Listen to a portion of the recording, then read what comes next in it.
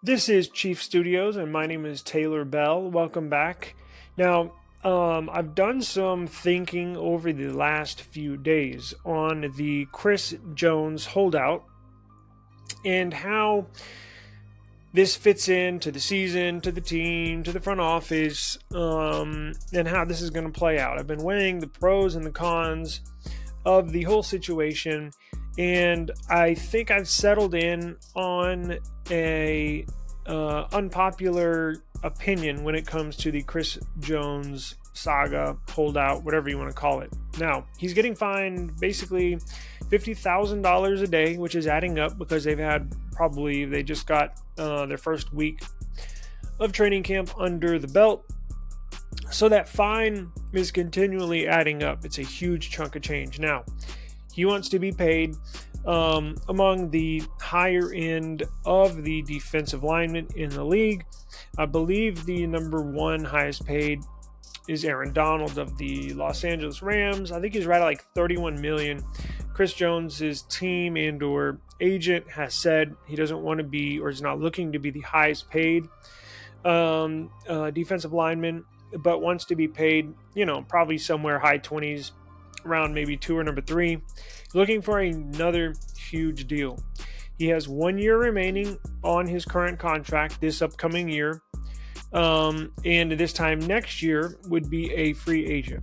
Now, I did some research, and I'm going to share my screen right here. Let's see, where are we at? Let's share this one. Now, for the on one of our previous shows, I mentioned I wasn't quite sure how Kansas City would be able to sign him. The available team, let's see, we're in the 2023 tab and or section. Their team cap space for this year, how much money they have left over throughout the year to sign players, is just over $500,000. Now, I don't know how they can sign a huge $100 million plus dollar contract with only $500,000 available in cap space for this year. Now, if you are attempting to do it, you've already restructured Patrick Mahomes' deal a couple times. You just restructured Travis Kelce's contract a couple times. Now, they have mentioned, those two players, Kelce and Mahomes, that they don't mind being paid a little bit under market value to help the team and go out and sign other players, right? They want to keep good players around them, kind of like Tom Brady maybe 5 or 6 years ago when he was with the Patriots. However, I'm not sure if that much money, it's obviously not, because you see there's only $500,000 left, I'm not sure that their less than market value contract will allow the team to go out and sign another $100 million player, especially for the defensive side. Now, I know he's I've been weighing the pros and cons. I know he's a big anchor for the defense. I know he's an outstanding player. These are all true. The defense would not be as good without him than it would be with him. I understand that. But going back to my opening statement that I have an unpopular opinion is, if I were in the Kansas City front office and or if I was the GM of the Chiefs, here's what I would do. I would not re-sign him for this upcoming year. As far as I would not extend him and or offer him or I shouldn't say offer. You can offer him a contract, but I would not sign him to a ginormous contract this offseason, right before the year. He still has 1 year left this year as we speak, left on his deal. I would basically call his bluff. He's not going to miss the game check, so he will show up.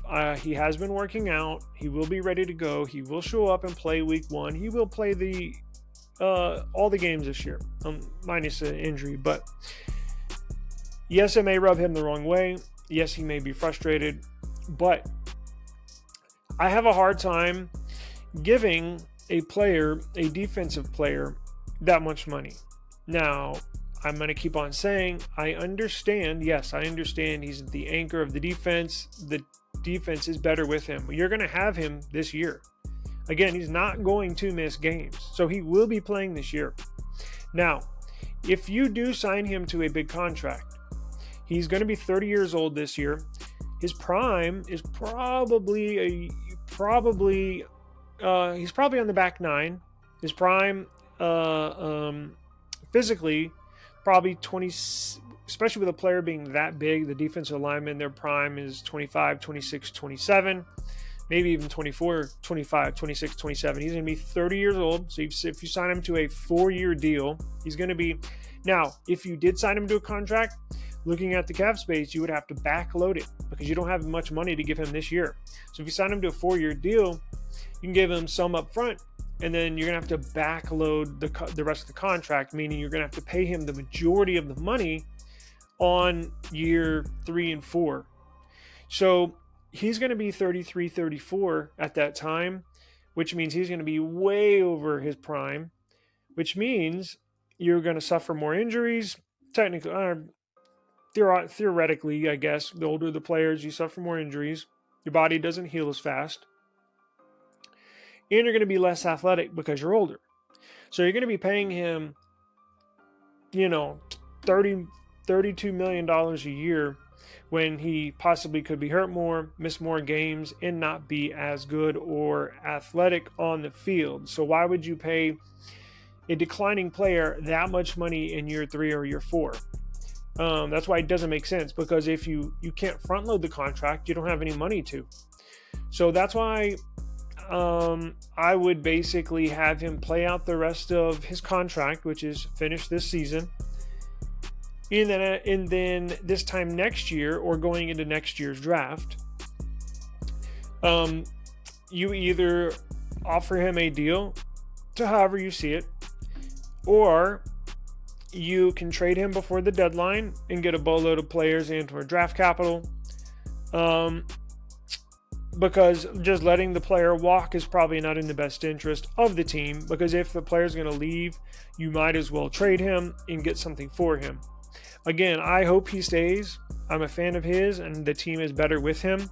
However, I don't see it possible signing a player with this much, signing a player to a ginormous deal with this little cap space left. So they are in a tough spot, but if I was the GM, I would call his bluff, have him play out the rest of the year, possibly call other teams, see, hey, what would you give me for Chris Jones? See what deals are out there. The GM of the Chiefs is not doing his job if he does not explore all the options. And then you would have him for the majority of this year, assuming you trade him before the deadline. And if you don't, then you have him for this year, and then try to re-sign him at the end of the year when you have more cap space available for years 2024 and 2025. Let's see what they got in 2024. 51 million available. Now, I know some of that's already, I guess they put the current contracts in the equation here, and this is what the cap space would be minus the current players' contracts. So you do have money in 2024.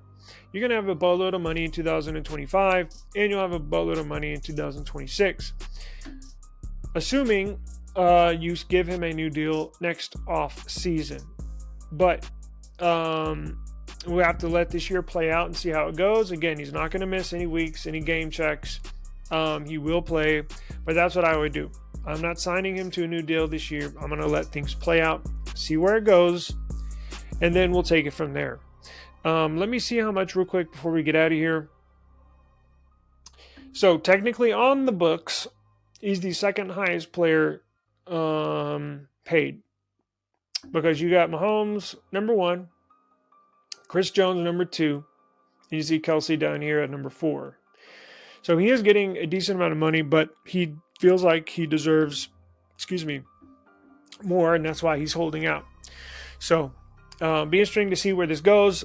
Again, I know my opinion is a unpopular opinion, but I've thought about this for the last few days, and that's just my thoughts. Again, they are better with him, but you are going to have him this year, right? He's not going to miss games, so you'll have him this year to play, and then we'll just see where things go next year. So, we will definitely pay attention. We will definitely see how things go with the Kansas City Chiefs, and hopefully everything plays itself out. I think it will, but you can't just automatically sign him if you don't have any money. So we will see how things play out. This is Taylor Bell with Chiefs Studios. I do appreciate you joining us. We got tons of stuff as preseason comes up. We're going to have live game day streaming. We're going to have pre-games. We're going to have post-game shows.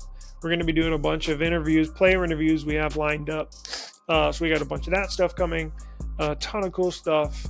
Subscribe to the channel. Stick with us. It's going to be a fun year. I can guarantee you that. So thank you very much for joining us, and I will see you next time. Peace.